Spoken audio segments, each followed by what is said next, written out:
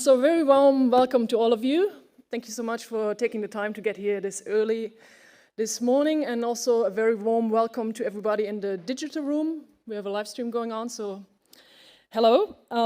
It's an honor for Max Bank and me, my name is Nelly Grotefend, to open today's event, and on behalf of all the organizations, Article 19, the Balanced Economy Project, Lobby Control, Forum Umwelt und Entwicklung, Open Markets Institute, and SOMO. So thank you for making an extra effort this morning. And also thank you to everybody who made this event possible. So thank you to the event crew. Thank you to the catering, who's going to take very good care of our needs today. Also, thank you to the bus drivers who got you here. And maybe to the coffee shop around the corner who got you started with this extra little espresso this morning. So you could make it here. I'm very glad. So before we jump into the very quick program description, I just want to share a few opening words. First of all, on networking and coffee. The program is very packed, and I think that's great.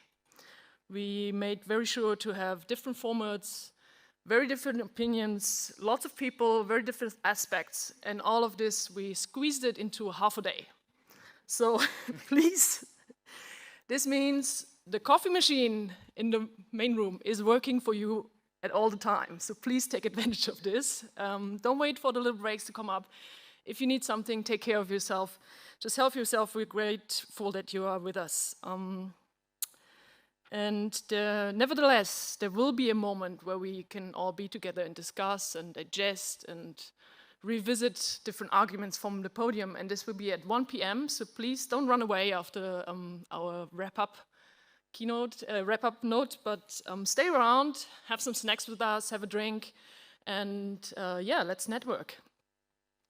Second point is, as I said before, this event will be live streamed. So just for your information, there's going to be cameras in the room, and you can also pictures will be taken. And you can also revisit this event. We will make it available afterwards via your preferred platform for videos. So please make sure to tag us online and share this video afterwards.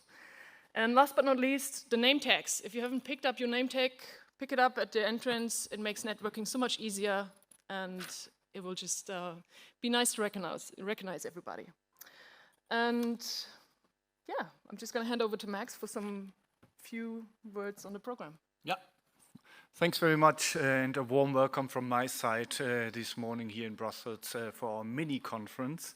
I'm glad you joined, and I just want to say a few words on the program. It will be rather short, but we have exciting speakers coming up today from all over Europe, and an agenda for tackling monopoly power with the next Commission, but already starting today, because we need change, right? Change is already happening. We see mergers being stopped. Amazon iRobot may be a case that you've heard of. I'm sure you've heard of. Yeah, there's more to come, and that's what we are discussing today in various panels and also with keynote speeches. We have 3 panels coming up. One is rather on the problem, describing and analyzing the problem, what the harms of monopoly power in Europe. The second one is how we can tackle this and build a more innovative, build a more democratic and more sustainable economy here in Europe. And the third one is on a specific sector, the tech sector, where we look how concentration could be tackled there. And then we have 2 exciting keynotes, one by René Repasi, MEP, and by State Secretary Giegold later on.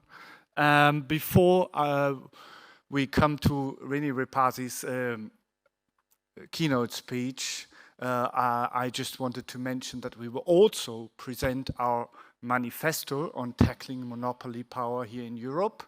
It has been published 1 week ago, and we see it as a crucial reference point for upcoming discussions in the next 5 years, but also ahead of the European elections.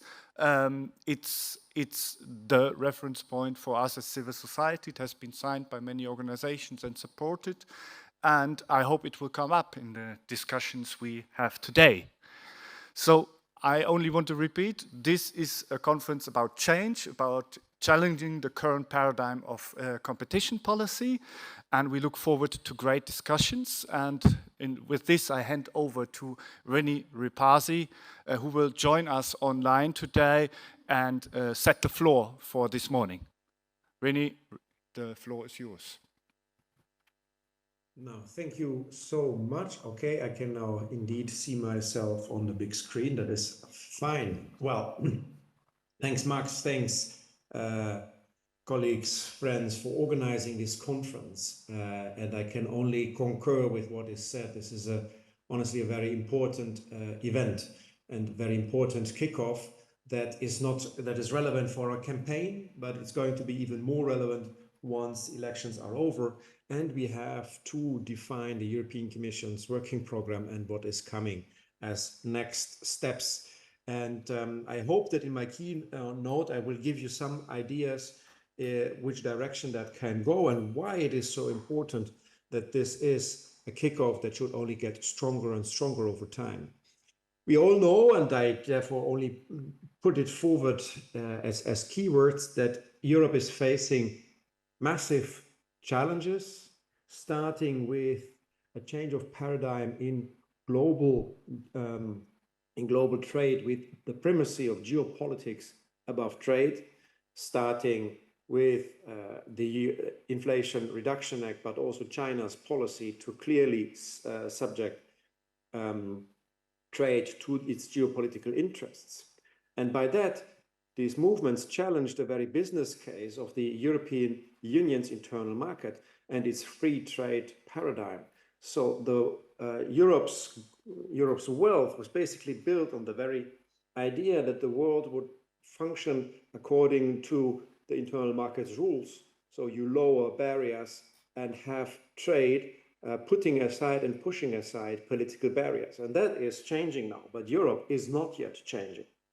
Supply chains have not yet fully recovered and most likely will never be as a consequence of the pandemic and the wars that we are facing in Europe. Climate change is not gone.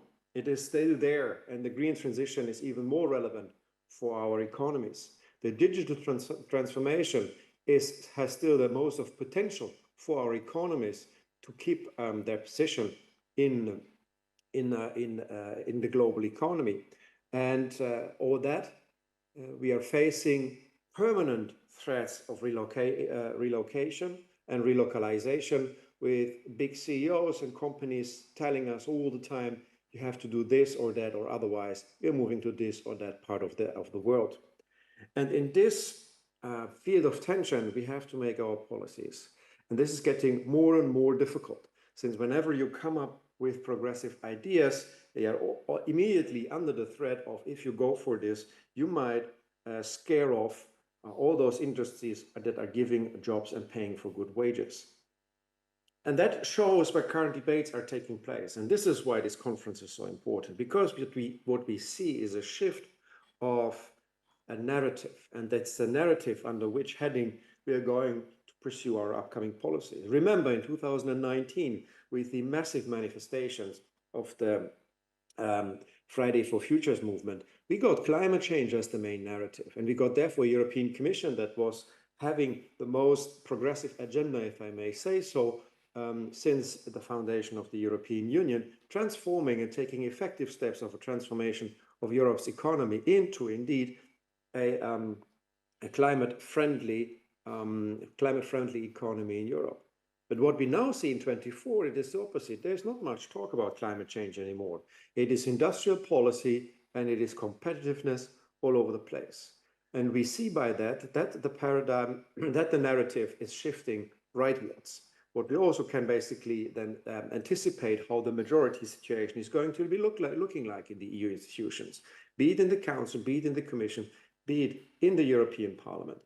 And the right way of filling up those notions is to actually think of deregulation. If they speak of bureaucracy, then what they have in mind are all the progressive changes that we achieved over the last 10 years. When they think of competitiveness, they mean even more state aid for large corporations with, which as a consequence is only focusing and concentrating more market powers at these corporations. Now, this is what is behind those beautiful notions of industrial policy and competitiveness. And that is a challenge for progressive forces. But it's also only that. It is a challenge which we have to face by embracing the very fact that we have new notions on the market, but giving those notions progressive meaning. We shouldn't shy away from those notions, but make use of them. From a very social democratic perspective, I have definitely to say industrial policy is actually part of the core business of social democrats over the last decades. So in that sense, we shouldn't shy away, but we should be clear that this is happening, and this is our responsibility to make to use those notions and push them into our direction. The parameters of doing so are two, basically two columns around which I would construct this progressive meaning of those notions. The one is around the idea of creative destruction, and the other one is around the idea of democratizing markets, which in my eyes means indeed addressing corporate power, but also let citizens participate in whatever gains are to be delivered by our markets. When we are looking at creative destruction, what do I mean by this? The very idea that is coming up in particular from a right way and liberal way of looking at markets is, okay, if we have champions, let's make them stronger so that they do not relocate from Europe to America, but do not really request much of changing of their business case. And this is a little bit sticking to the past and hoping that what was strong in the past will remain strong in the future if we keep it strong in the meantime. But in my eyes, this is not going to work, in particular because we are living in times that require a lot of public investments. So if the limited public forces that we have are then channeled into old industries, this is not a good way forward. We know that the good way forward is that we need to keep markets dynamic and that we follow the idea of a creative destruction, challenging the ones that are currently holding market powers with new ideas, with the hope that the new next challenger is actually already born, is hopefully already doing research at one of the European universities, and we need to create an environment and the tools that they can actually grow and challenge those that currently hold market power.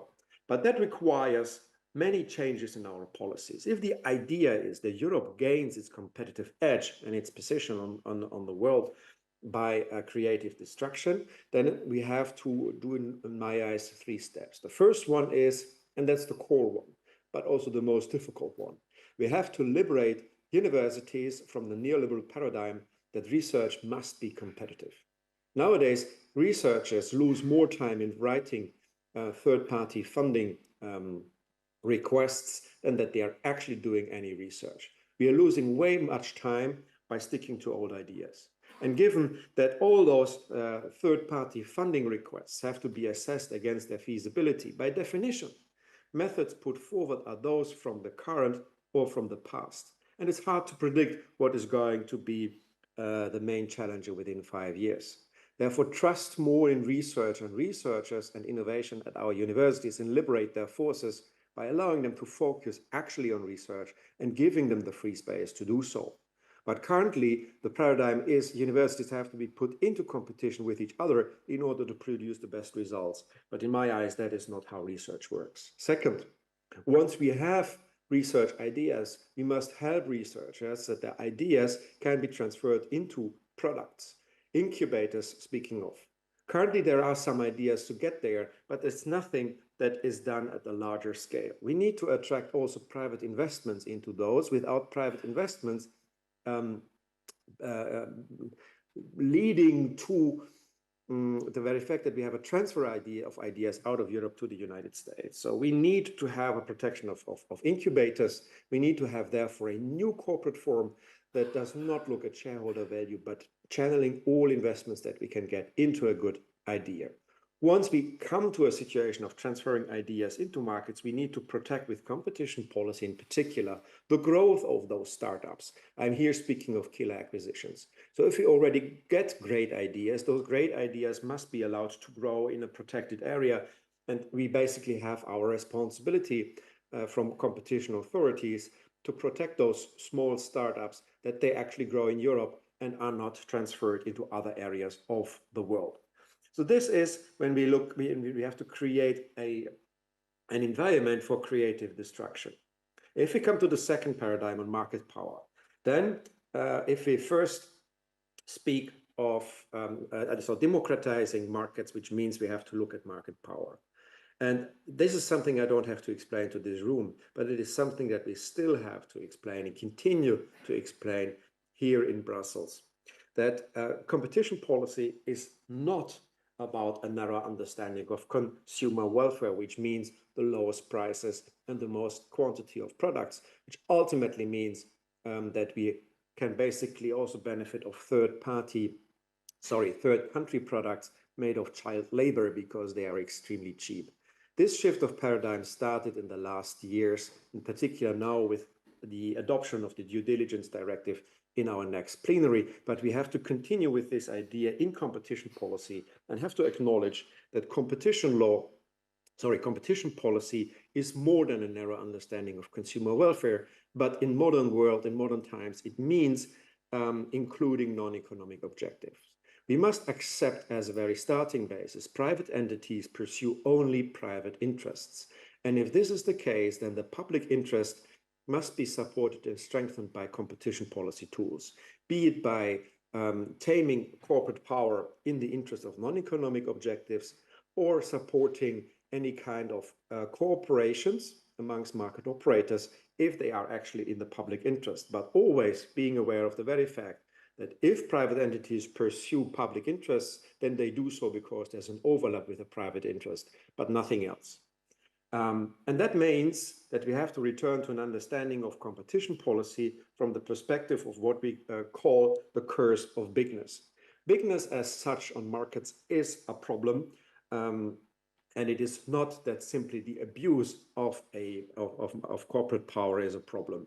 Hence, unbundling is a debate that must be back on the table, and we have to create a competition policy that wants to keep markets sane.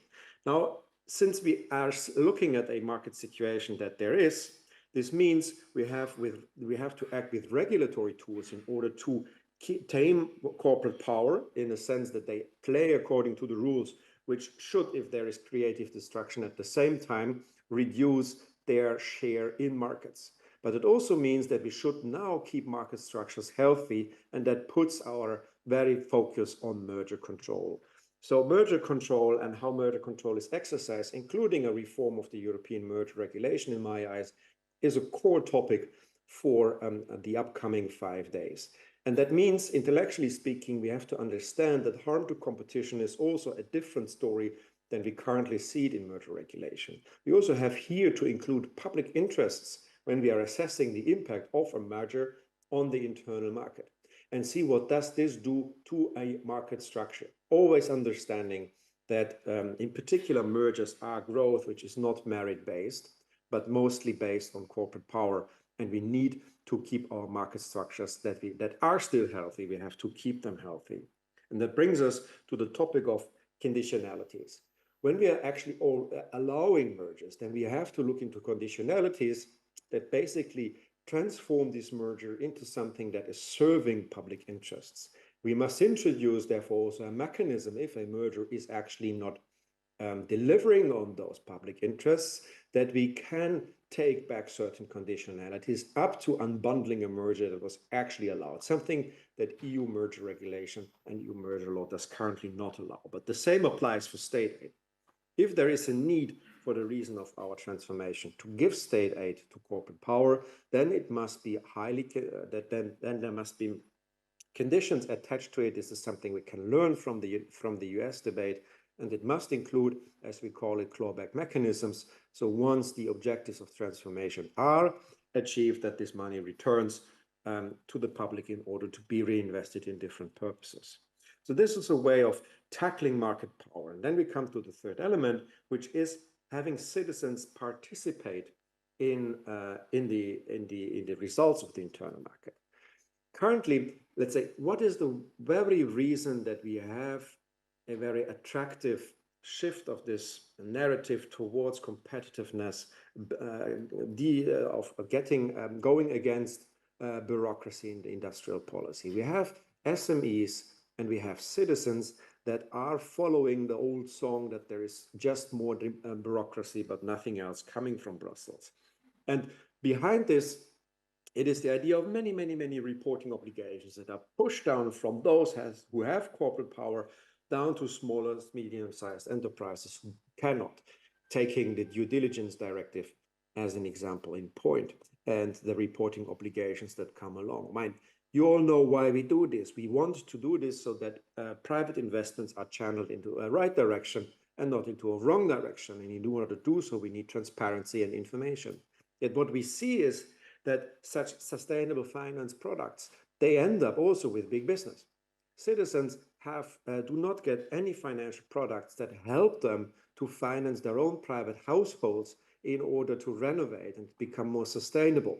The German debate on the heating law is on the law to reform to make our houses more sustainable. We lost this debate because private households, under the impression of high inflation rates, mortgages being more expensive, said we cannot afford this. Where are the financial market products that actually help citizens to afford the green transition on their basis? Where are the financial products for SMEs if they already share some of the burden in terms of reporting? Where are the sustainable finance products that are helping them? So we must get citizens, SMEs on board and basically show them you participate in the transformation, in the green and digital transformation of our economy into the future. And we have to show them that they benefit from it already now. So if the strategy that we are pursuing here is to hijack market mechanisms instead of abolishing markets, then we must also be sure that we deliver on the outcome of those market mechanisms. And that requires, in my eyes, indeed, three elements to be taken into consideration. First, we have to clean up markets so that we do not have to face the phenomenon of greedflation. If we transform our market, it will lead to higher prices, which can therefore lead to inflation, but there should not be greedflation. Therefore, competition policy has a role to play in tackling inflation. Second, we need to have sustainable finance products going to SMEs and to citizens. But third, we must think about direct subsidies for the most vulnerable consumers so that they come along, and that requires fiscal capacity amongst the member states. So if you look at this picture and if you think these are actually good parameters for an idea, then we realize what I was just outlining. It is a vision for the future of the internal market. It is highly ambitious because it requires a change of certain paradigms, but it is built on the idea that we hijack this shift of the narrative towards right notions, but give them very progressive meaning so that we can advance our agenda. But it is an agenda that is basically looking at market power, competition policy, and industrial policy. It requires in practice that we overcome political silos, that we do not think that consumer protection and competition policy are different policy areas, but that they interact. Corporate power, symptoms of corporate power can be seen in multiple policy fields, in consumer protection, as in competition policy, as in product safety or other elements. So if we have a combined perspective on those symptoms of corporate power, then we are able to actually tame those corporate powers. So let me therefore conclude. What we need in a time where we have a shift of a narrative, it is a clear progressive vision on industrial policy and competitiveness. I believe we can have this, and the manifesto that you have worked on is showing this. We need, as a second, a progressive strategy where public enforcers at European and at national level, together with market supervision authorities, are doing their part of the job, just as legislators do. We also need to work for progressive majorities to actually implement this strategy. And that also means, and here I come to this to the very point of this conference, we need civil society's support in moving, in giving progressive meaning to this moving narrative. So the ideas that were presented in the manifesto and that you're going to discuss, they lay the foundation for what we have to do afterwards. I personally have outlined what are my ideas. If you can see yourself back in some of those ideas, I can only offer to you to be your spokesperson in the European Parliament with this vision of using industrial policy and competitiveness to give it progressive meanings. And I will do everything that I can in order to get our movement forwards. I believe this is core. I believe this is important. And therefore, let's have a very good kickoff conference today. Thank you very much for giving me the opportunity of this keynote speech, and all the best for the continuation of this conference. Thank you so much.